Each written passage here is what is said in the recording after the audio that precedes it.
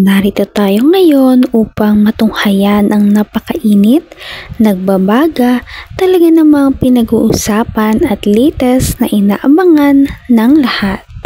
Ang latest update sa buhay ni Ate Erica at ang gulong nangyayaring kasalukuyan sa pamilya nila. Marami na nga ang nadidismaya kay Erica dahil sa kanyang mga ugali. Ngunit ngayon ay mas tumindi pa dahil nadiskubre na siya pala ay nagbibisyo at sinasabing may kasalanan daw nito ay ang kanyang Lolo Miguel. Sagutin ko pala yung sinabi mo na nagbisyo si Erica, Lolo Miguel. Ano? Sasagutin po mga kalingap ni Miss Tunyakaw yung sinabi po ni Tatay Migs na may bisyo po ining si Erica. Anong sabi niya? Di ba nasa poder nyo siya? Ikaw ang may kasalanan. Bakit ganon ang nangyari? Yung sabi dito ni Miss Tunyakaw, mga kalingap. Si Tatay Mix daw po ang mas may alam o mayroong kasalanan kung bakit nangyari po ang mga bagay na ito. Na sila po ay nag-aaway-away na. And kung matino kang lolo, sabi po niya, hindi ako sinaway mo kasi nasa poder mo yan. Sana sinaway mo na at nasa poder mo yan. Pinabayaan mo sila, ikaw yung matanda at ako nga, sabi niya, ako nga. Mga kapatid ko, napagsasabihan ko naman ng tama. Alam niyo po, ikaw ang head of the family. Yan. But you don't know how to handle your family. Ikaw ang ma-blame sa lahat kasi ang anak-anak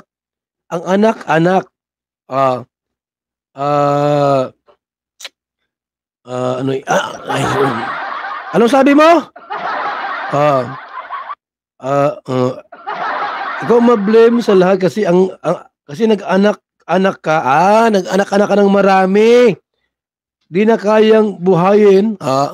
Nag-anak ka ng marami na hindi mo kayang buhayin.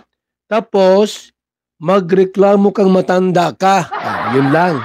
Kasalanan daw ni Lolo Miguel kung bakit na nagbibisyo ang kanyang apo na si Erica dahil siya daw ang head ng family. Dapat siya daw ang nakakaalam ng bawat galaw ng parte ng kanyang pamilya.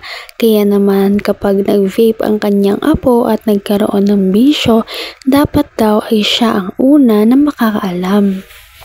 Pag-uusapan natin ang content ni Bopil Vlog patungkol kay Tatay Miguel na di umano kinukonsente ang apong si Erica sa mga malinitong balak. Kinukonsente po ni Lolo Miguel ining si Erica at isama natin si May.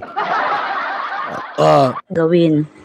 Gayon pa man, dahil sa busilak ang kalooban ng ating mga kalingap sa pamumuno ni Kuya Val Santos Matubang, handa pa rin silang magpaabot ng tulong para sa dalawang matanda sa kabila ng naging issue sa pagitan nila. Sa buhay ng tao, mas maigi ng tumutulong kesa sa tinutulungan. Pero kung ikaw ang napili, magpasalamat at makontento ka. Dahil kung minsan, ang pagiging gahaman sa salapi at katanyagan ay nagdudulot ng pagsisisi at kapahamakan. Pwede po, no? Yung sinasabi ng iba, ang pira daw po ay sanhi ng lahat ng kasamaan. Tama ba yon mga kalingap? Ang pera daw po ay ugat ng kasamaan. Tama o mali? Sagot daw kayo kung tama o mali. Kung may masabing tama. Ang pera daw po ay ugat o sanhi ng mga kasamaan. Sino masagot? Sabi ni Walastik, may tama ka, ha? Oy, si Kalingap Mads Agot, mali daw po. Bakit mali, Mads Agot, ha? Sabi ni Risa Salazar, tama po yan. Si Data Jens, tama. Si Lucky Rom, tama. Maraming tama dito mga Kalingap. May mga tama kayo. May tama ka. Faye Martin. Eduardo Mapalo. Mali daw po. Sabi ni Ayumi Ishikawa, mali din daw po. Mga Kalingap at mga suking tigpaminaw. Hindi masama ang pera. Kasi yun ang bridge natin para mabuhay sa mundong ibabaw. Pag wala kang pera ngayon, gutom. Parang ang lumalabas nga ay nagbago na si Erica dahil nga sa dulot ng kanyang pera kaya natuto na siyang magbisyo at ganoon din naman ang kanyang lolo na meron din namang mga epekto sa kanya ang pera. Kaya naman nakakalungkot dahil ang pamilyang ito ay nasira lamang ang kanilang relasyon dahil lamang sa pera. Pero wala kang pambiling ulam, pagkain, pambayad sa internet, kuryente, tubig, pambiling damit, lahat wala kang pera, maring pwede kang mamatay. Walang pera So pwede ka maging pulubi, walang kwarta, lahat. Hindi masama ang pera. Subalit yung labis na pagmamahal sa salapi, masama yon. Na ginagawa mong Diyos ang kwarta, ginawa mong Lord ang pera, yun ang mali o kasalanan. Ang pera po ay isang elemento. Anong tawag pa dyan? Para gamitin natin sa ating pamumuhay bilang tao sa mundong ibabaw.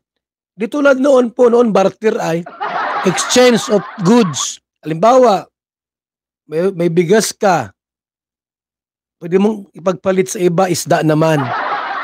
Palitan, barter ang tawag yung barter, di ba mga Kalingap? Walang pera noon. Subalit, nauso ang pera ngunyan. Kasi hindi pa pwede. Every time na kakain ka, kung walang isda, lahat na lang ay bigas. So, ginawa ang pera po, ang money, para magamit natin sa ating pamumuhay. Ayan, di ba? Pero gamitin sa tama ang pera. Huwag nating mahalin ng labis ang pera. Bagkos, gamitin natin para sa ating ikabubuhay. Ayan. Ito po mga Kalingap, ang video po ni Bupil Vlog. Ito po yung kanyang video. Ayan. Yan na. Yan na po, Ayan na guys, muli nagbabalik po ang inyong lingkod. Ayan. Mega love shoutout po sa ating lahat. Ayan, good morning, good evening, saan man kayong sulok ng mundo. Opo. Ayun na guys, Ay, pasensya na, Kuya Bal. Ano? Live si Kuya Bal kanina. Ngayon ako live. Sabi ko, Kuya Bal, ako daw may bumaliktad na. Ay, hindi ho ako bumabaliktad. Sino sabi? At katunayan talaga, itong si Tunyakaw. Ano? Si Glenn. Glenn. Hindi iyan ang pangalan. Hindi. Alam ko na, Kuya Bal. Sige. Alam mo na pala. Katunayan, bida-bida yan. Ito, ha? Sige. Pasensya na guys, medyo na-advance na po yata yung music ko. Na-advance. Grabe talaga ang mga revelasyong nalaman natin sa video na ito. Ano na kaya ang mangyayari sa pamilya ni Ate Erica? At hanggang dito na lamang muna magtatapos ang ating napakainit, nagbabaga at pinaka-inaabangan na latest issue ni Ate Erica. At yan ay pagpapatuloy natin sa ating mga susunod na video. Hanggang sa muli, maraming salamat sa panonood. Bye!